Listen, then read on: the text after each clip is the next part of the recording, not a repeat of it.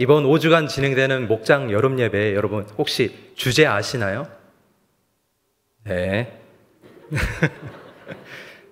이럴 때 주제가 딱 나와야 와, 이 예배가 특별하구나 이런 느낌이 딱 나오는 거예요. 이번 주제가 결국 목장이 희망이다 라는 주제예요.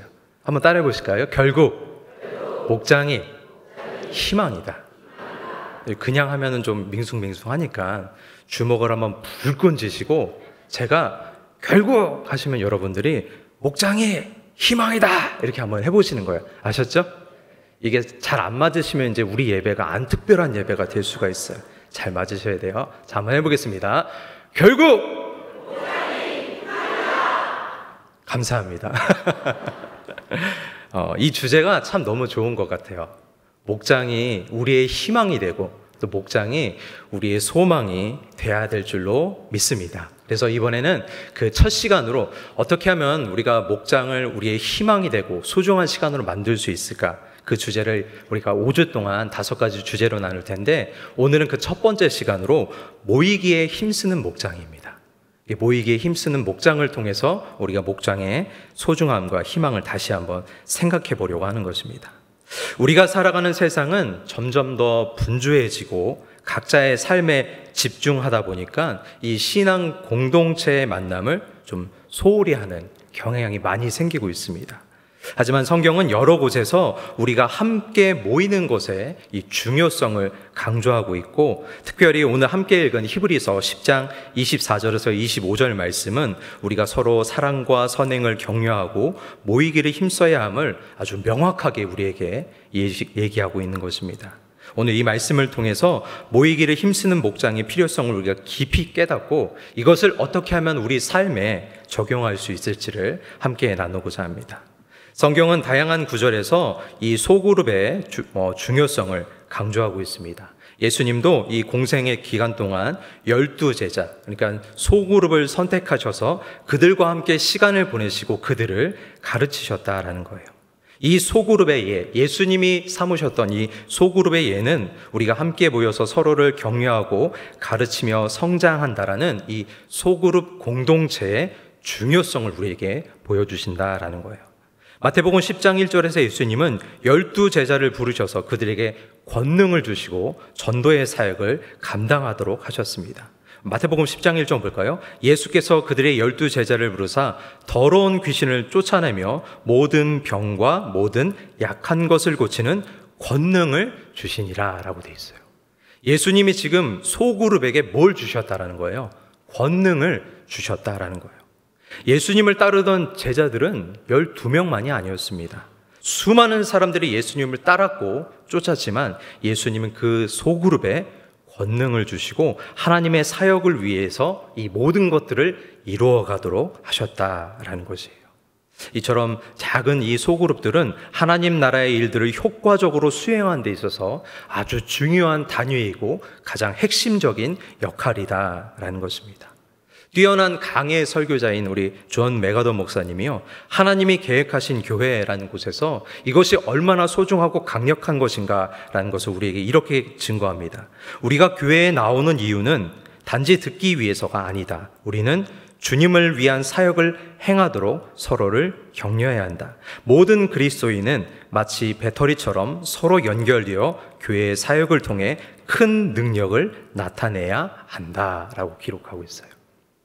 이런 작은 소그룹들이 하나의 에너지를 가지고 있는 거예요.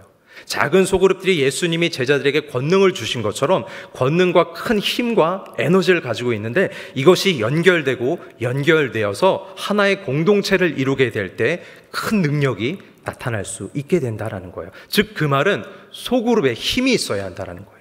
소그룹에 능력이 있어야 되고 에너지가 있어야 한다라는 것입니다.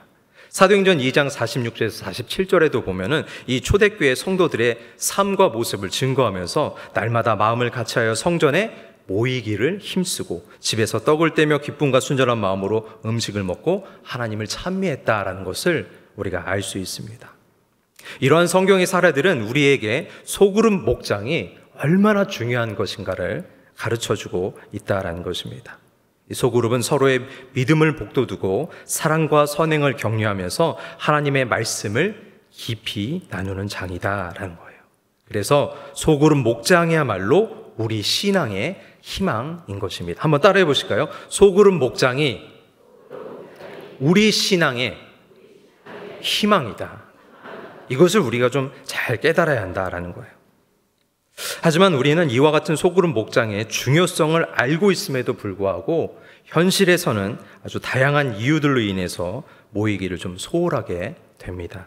바쁜 일상, 가정의 문제, 직장의 스트레스 등 여러 가지 이유로 인해서 소그룹 모임에 참석하지 못하는 경우가 굉장히 많이 있습니다. 권사님들이 저한테 얘기해요. 목사님, 무릎이 아파서 가질 못하겠어요. 목사님, 허리 아파서 모이지를 못하겠어요. 아, 목사님, 결혼식이 생겼네요. 아, 손자 돌봐야 되는데요. 장을 봐야 되는데요. 집에 청소해야 되는데요. 빨래 널어야 되는데요. 온갖 이유들이 있어요.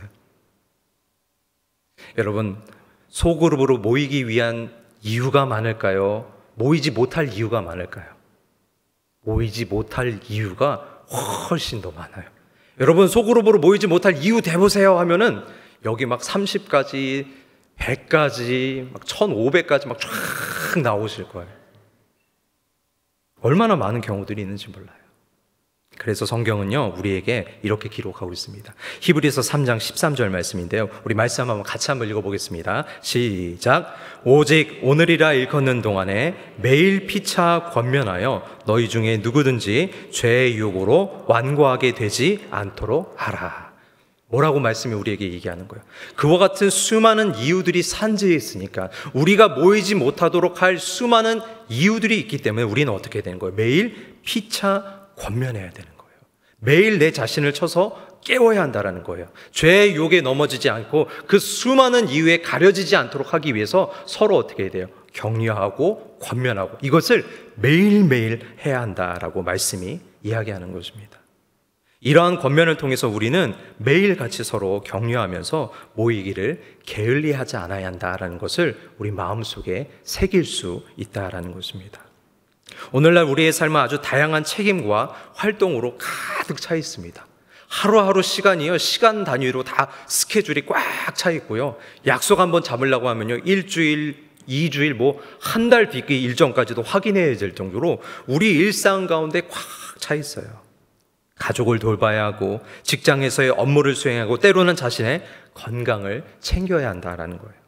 이런 현실적인 문제들은 우리가 소그룹 목장에 정기적으로 참석하는 것을 어렵게 만든다라는 것입니다. 하지만 이러한 도전에도 불구하고 우리는 모이기를 힘써야 할 줄로 믿습니다. 오늘 본문은 우리에게 모이기를 위해서 힘을 쓰라라고 얘기하고 있어요. 우리가 모여야 될 것은 알고 있어요. 그런데 그냥 모여서는 안 돼요. 어떻게 모여야 되느냐? 힘을 써서 모여야 한다라고 얘기하고 있어요. 소그룹 모임이라는 것은 단순히 시간과 장소를 정하는 것이 아니라 적극적으로 참여하고 서로를 격려하고 함께 성장하는 장이 되어야 한다는 거예요. 예수님께서 이 중요성을 강조하시면서 뭐라고 말씀하셨느냐? 마태복음 18장 20절에서 보면은 두세 사람이 내 이름으로 모인 곳에는 나도 그들 중에 있느니라 라고 얘기하셨어요. 바꿔 얘기하면 뭐예요? 소그룹 가운데 누가 계시는 거예요? 예수님이 계시는 거예요. 우리의 소그룹 가운데 지금 누가 함께 거하시는 거예요? 예수님이 함께 계신다라는 거예요. 어제나 오늘이나 미래나 영원토록 동일하시고 세상 만물을 주관하시는 절대 주권자이시고 우리의 구세주이신 그 예수 그리스도가 세상에 2명 내지 3명이 모이는 그 소그룹 가운데 함께 하신다라는 거예요. 며칠 전 여기 신촌로를 쭉 지나고 있는데요, 차량이 쫙 통제되고 경찰들이 쫙 서 있더라고요. 보니까 아마 국무총리나 뭐 대통령이 지나가는 것 같아요. 뭐 그런 모임을 위해서 막 하고 하는 것 같아요. 보세요, 사람이 가진 권력자도 모이려 하면 어떻게 해야 돼요? 거기에 에너지가 투입되는 거예요. 사람들이 힘을 써야 되는 거예요. 수많은 사람들이 동원돼야 그 모임이 이루어질 수가 있다라는 거예요. 세상의 권력자도 모이기 위해서는 힘을 써야 되는 거예요. 그냥 모여지는 게 아니에요. 힘을 내야 모일 수 있다라는 거예요. 우리는 모이기를 통해서요, 이와 같은 하나님의 사랑을 체험하고 그분의 뜻을 더 깊이 이해할 수 있습니다. 두세 사람이 모인 곳에 거하시는 예수님을 우리가 만나게 될 때 그 감격을 누릴 수가 있다는 거예요.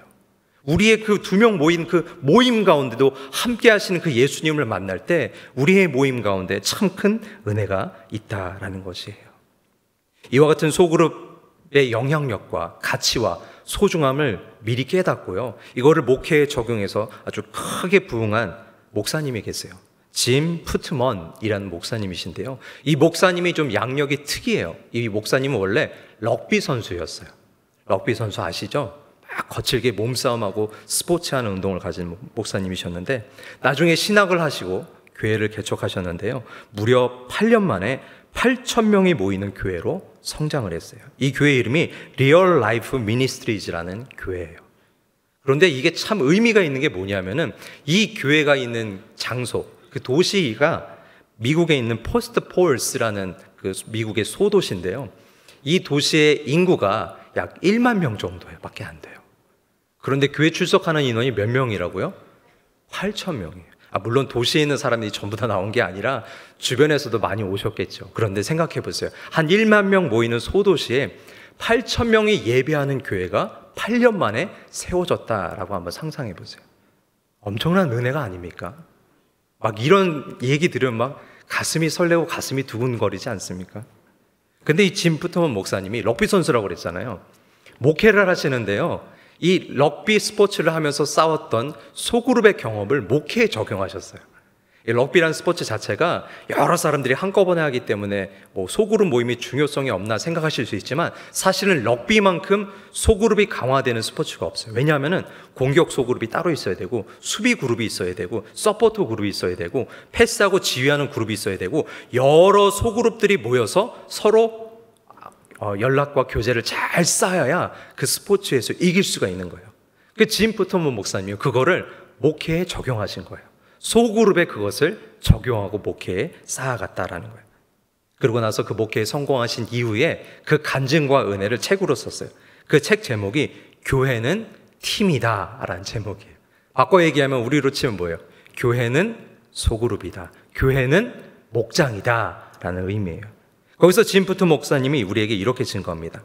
모든 길은 소그룹으로 연결되고, 사람들은 소그룹에서 배우는 진리를 자신의 삶에 실제로 적용하는 법을 배운다. 그들은 교회 안에 작은 교회들이다. 소그룹을 통해서요, 실제 모든 사역이 이루어진다는 것을 깨달으신 거예요. 심지어는 그 소그룹을 통해서요, 말씀의 진리를 우리 삶 가운데 적용할 수 있는 방법, 그 삶이 우리 삶 가운데 어떻게 이루어져 가는지를 실제적으로 나누고 교제할 수 있도록 이루어 갔다라는 거예요. 소그룹 모임은 우리의 신앙을 지켜주고 성장시킬 뿐만 아니라 서로의 삶을 공유하고 지원하는 아주 중요한 시간입니다. 말씀만 많이 듣는다고 내 삶 가운데 말씀이 적용되고 말씀이 막 체험이 되는 거예요? 아니에요. 그 말씀이 소그룹 가운데 나눔이 있고 교제가 있고 중보가 있을 때 내 삶 가운데 소그룹에 대한 말씀에 대한 진정한 체험과 간증이 나타난다는 거예요. 예수님께서도 소그룹 모인 제자들과 아주 깊은 교제를 나눴어요. 그리고 그들을 통해서 하나님 나라의 사역을 이루어 가셨다라는 거예요. 잘 보세요. 예수님이 이 땅에 오셔서 공생의 한 시간이 몇 년이에요? 3년 반밖에 안 돼요. 실제로 예수님이 뭐 어떤 특별한 걸 세워놓으셨나요? 아니에요. 인간적인 시각으로 보면 예수님은 모든 사역이 실패하고 제자들은 다 흩어지고 십자가에서 죽어서 실패해서 모든 것이 끝난 것처럼 보인다라는 거예요. 근데 끝나지 않았죠. 예수님의 소그룹을 통해서 다시 복음이 살아나게 되고 복음이 성장하고 자라서 땅 끝까지 이르러 나아가는 귀한 역사가 이루어지게 된다는 거예요. 그 출발점이 어디였어요? 예수님의 소그룹이에요. 바로 예수님의 목장이었다라는 거예요. 우리는 이와 같은 예수님의 본을 따라서 소그룹 목장에서 서로를 격려하고 또 기도하고 하나님의 말씀을 나눠야 한다라는 거예요. 세상의 많은 사람들은요, 건강을 위해서 그리고 돈을 위해서 자녀를 위해서 많은 노력을 기울입니다. 이러한 목표를 이루기 위해서 시간과 자원을 아끼지 않아요. 세상 사람들도요, 자기가 무언가를 이루기 위해서는 힘을 쓴다라는 거예요. 제가 아침에 새벽 예배에 나올 때마다 깜짝깜짝 놀라는 경우들이 있어요. 요즘은 뭐 해가 일찍 뜨기 때문에 주변이 환하지만 조금 가을, 겨울이 가면은 금방 어두워지거든요. 그런데 새벽 예배 나간다고 이렇게 나오는데 갑자기 옆에서 누가 훅 지나가는데요. 머리에 백발이 성성한 어르신이 그 새벽에 막 운동한다고 막 이러고 가시는데요. 생각해 보세요. 주변에 분명히 아무도 없었는데 갑자기 하얀 백발이 훅 지나가는 거예요. 얼마나 깜짝 놀랐는지 몰라요. 심지어는요, 분명히 아무도 없어요. 예배 가려고 딱 나오고 차로 쭉 가고 있는데 아무도 없는데 갑자기 뒤에서 박수가 딱 소리가 들려요. 근데 이 소리가 점점 가까워져요. 뭔 소린가 싶은데 나중에 박수가 하면서 어이 뭐야 하고 딱 보면요, 세상에 어떤 어르신이 박수를 앞뒤로 아니 이러면서 앞으로 가신다니까요. 너무 신기해요. 너무 신기해. 새벽에 나와보면요, 정말 기상천외하신 분들이 너무나 많이 있어요. 와, 대단하세요. 제가 그걸 보면서 뭘 느끼느냐, 이야, 건강을 위해서도 저렇게 힘을 쓰는구나, 건강하려고 저렇게 애쓰는구나 라는 생각이 들어요. 근데 이것뿐만 아니에요. 여러분, 요리하는 것도 마찬가지예요. 그렇죠? 여러분, 라면 끓여 드시는 거 어렵나요? 쉬워요. 그래서 라면은 먹으면 별로 맛이 없어요. 그런데요, 무더운 여름에 카트를 다 끌고 그 시장통에 가가지고 싱싱한 파가 있는지 마늘은 괜찮은지 다 선별해가지고 그냥 그걸 땀을 쫄쫄 흘리면서 집에 끌고 와서 껍질 다 벗기고 물에 씻어서 탁탁탁탁 썰어가지고 집에 있는 묵은지 다 꺼내가지고 거기다 놓고 돼지고기 성성성성 썰어가지고 육수 착 넣고 거기다 그냥 찌개를 보글보글 뚝배기에다 탁 끓이면은 그건 맛있어요? 맛없어요? 그거만큼 맛있는 게 없어요. 그렇죠? 아우, 김치찌개 먹고 싶네. 음식도요, 노력과 정성이 들어가야 맛있어요. 그냥 맛있는 거 어디서 사와가지고 데워 먹어봐요. 그 맛이 안 나요. 근데 내가 음식하려고 애쓰고 노력하고 땀을 흘리고 내 힘이 들어가면은 음식이 맛있어요. 자녀를 가르치고 자녀를 양육하는 것 마찬가지 아닙니까? 자녀를 위해서 내가 대충대충 해봐요. 자녀들이 잘 크겠어요? 아니에요. 자녀를 위해서 애쓰고 교육하기 위해서 노력하고 여러 가지 힘을 써야 그 자녀가 잘 성장할 수 있다라는 거예요. 이러한 노력이 중요하다는 것을 우리는 부인할 수 없어요. 하지만 우리 신앙인들에게는 더 중요한 것이 있다는 거예요. 바로 하나님을 위해서, 그리고 우리의 형제와 자매들의 신앙 공동체를 위해서 힘을 쓰는 것, 그것이 훨씬 더 중요하다라는 거예요. 디모데전서 4장 8절 말씀 같이 한번 읽어볼까요? 디모데전서 4장 8절입니다. 시작. 육체의 연단은 약간의 유익이 있으나 경건은 범사에 유익하니 금생과 내생의 약속이 있느니라. 육체의 연습이 유익은 있어요. 여러분, 운동하셔야 돼요. 안 하면 나중에 고생 많이 하죠. 약간의 유익이 있지만 그거보다 훨씬 더 중요한 것은 신앙 공동체를 위한 경건의 연습은요, 우리에게 영원한 약속과 은혜가 있는 줄 믿으시길 바랍니다. 경건을 위한 노력, 즉 모이기 위해 힘쓰는 그 노력이 우리의 삶 가운데 더 큰 유익이 있다는 거예요. 많은 사람들이 건강을 유지하기 위해서 헬스클럽에 다니거나 식단을 조절합니다. 또 많은 사람들은요, 재정적 안정을 위해서 열심히 일하고 투자를 합니다. 부모들은 자녀의 교육과 미래를 위해서 시간과 돈을 아끼지 않습니다. 우리는 이처럼 다양한 이유로 많은 노력을 기울이고 있어요. 그러나 우리는 신앙 공동체를 위해서라도 이런 노력이 필요하다라는 것을 잊지 말아야 한다라는 것입니다. 그렇기 때문에 우리는 모이기를 위해 힘을 써야 합니다. 한번 따라하겠습니다. 모이기 위해 힘을 쓰자. 그냥 모이세요 하니까 귀찮아가지고 안 모이고, 그게 아니에요. 모이기 위해서 뭘 쓰셔야 돼요? 힘을 써야 돼요. 힘을 내야 모일 수가 있는 거예요. 소그룹 목장은 단순히 일주일에 한 번 모이는 것, 그게 아닙니다. 우리는 그 모임을 통해서 서로의 믿음을 복돋우고 서로 기도하고 하나님의 말씀을 나누면서 하나님이 우리 소그룹 가운데 부어주시는 은혜와 그 권능을 체험할 수 있다라는 거예요. 그래서 골로새서 3장 16절에서는 우리에게 이렇게 권면해요. 그리스도의 말씀이 너희 속에 풍성히 거하여 모든 지혜로 피차 가르치며 권면하고 시와 찬송과 신령한 노래를 부르며 감사하는 마음으로 하나님을 찬양하고 라고 기록하고 있어요. 이게 우리의 삶이 되어야 돼요. 우리가 모일 때 이와 같은 삶이 우리 가운데 이루어질 수 있는 거예요. 서로 나눠야 되는데 모이지 않으면 어떻게 이루어질 수 있겠습니까?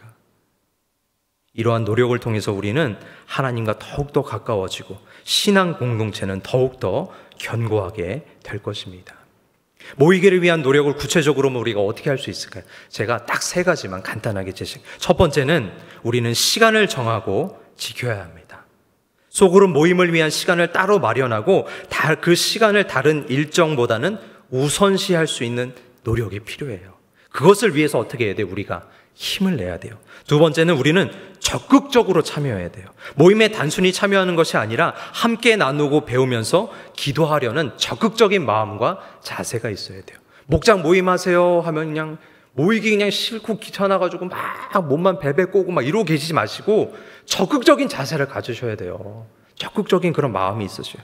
세 번째는 우리는 서로를 격려하고 지원해야 합니다. 어려운 상황에 처한 우리 형제 자매들을 위해서 기도하고 실질적인 도움을 주는 것이 굉장히 중요해요.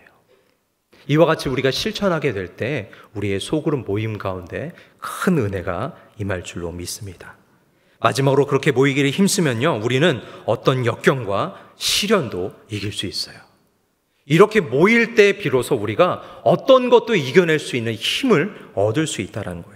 서로의 기도와 격려를 통해서 우리는 하나님의 힘을 경험하게 되고 그 힘은 우리를 모든 어려움에서 이겨낼 수 있게 한다라는 거예요. 전도서 4장 12절 말씀 한번 읽겠습니다. 전도서 4장 12절입니다. 시작. 한 사람이면 패하겠거니와 두 사람이면 맞설 수 있나니 세 겹줄은 쉽게 끊어지지 아니하느니라. 이와 같은 은혜를 우리가 누릴 수 있어야 한다는 거예요. 소그룹 목장은 우리가 신앙생활에서 겪는 모든 도전을 이겨낼 수 있는 아주 강력한 힘을 제공하게 될 거예요.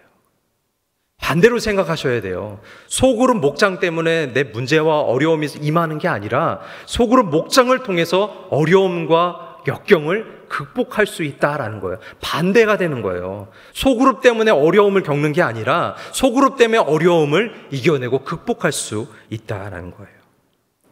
성공의 사자이면서요, 복음주의 운동의 거장이었던 존 스토트가 데살로니가 전후서 강해 설교를 할 때요, 이와 같은 신앙의 원리와 강력한 메시지를 우리에게 이렇게 남겼습니다.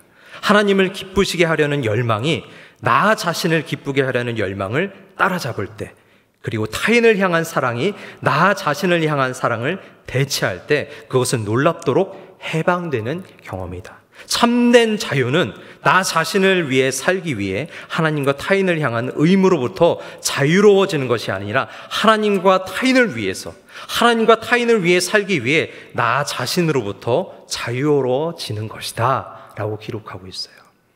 반대로 생각하는 거예요. 우리는요, 목장에 얽매이면요 내 삶이 억압받고 목장에 얽매이면 내 삶이 힘들다라고 생각하는 거예요. 그렇지 않아요. 거기에 내 마음과 내 신앙과 내 중심을 둘 때 오히려 나는 더 자유로워지는 거예요. 왜요?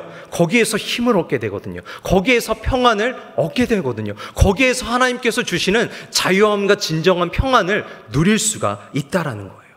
하나님을 향한 사랑에 집중할 때 거기서부터 비록 진정한 참된 자유를 누릴 수 있는 거예요. 내 마음에 사랑이 가득 차려고 내 마음의 만족을 누리려고 내 자신에 집중해 보세요. 오히려 역경과 시험이 더 나를 올가매 오는 것을 느끼게 되실 거예요. 그런데 그것이 아니라 하나님을 향해서, 그리고 우리의 목장을 위해서 내가 애쓰고 힘쓰고 노력하면서 나아가게 되면요, 놀라운 은혜를 경험하게 되는 거예요. 내 주변에 있던 역경과 어려움들이 사라지는 것을 경험하는 거예요. 시험과 곤란한 모든 것들이 열리고 해결되는 역사를 경험할 수 있게 된다라는 거예요. 우리의 삶에는 다양한 시련과 역경이 존재합니다. 질병, 재정적인 어려움, 인간관계 문제 등 여러 가지 어려움들이 우리를 시험에 들게 한다라는 거예요.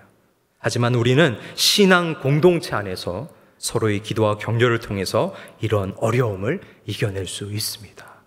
혼자만 막 기도한다고 이겨낼 것 같아요? 절대 이길 수 없어요. 혼자만 주야장창 부르짖고 나 혼자 해결한다고 하나님 앞에 막 부르짖으면 될 것 같아요? 안 그래요. 함께 기도할 때, 함께 기도의 제목을 나눌 때, 함께 그 어려운 짐을 나눠서 지고 함께 기도할 때 그 해결을 바라볼 수 있게 된다는 거예요.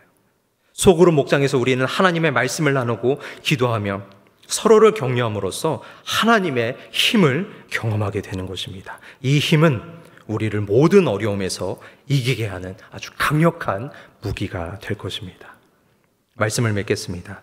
사랑하는 성도 여러분, 오늘 우리는 히브리서 10장 24절에서 25절 말씀을 통해서 이 소그룹 목장의 중요성과 모이기를 힘쓰는 필요성에 대해서 한번 깊이 생각해 보았습니다. 우리는 소그룹 목장에서의 서로의 신앙을 복돋우고 사랑과 선행을 격려하며 하나님의 말씀을 나누는 중요한 역할을 수행할 수 있어야 됩니다. 그냥 말씀을 듣고 끝나는 것이 아니라 내 삶으로 이것을 수행할 수 있어야 돼요. 우리 모두가 모이기를 힘쓰면서 서로를 격려하고 사랑을 나누는 이 소그룹 목장을 통해서 하나님의 은혜를 풍성히 체험할 수 있기를 주님의 이름으로 축복합니다.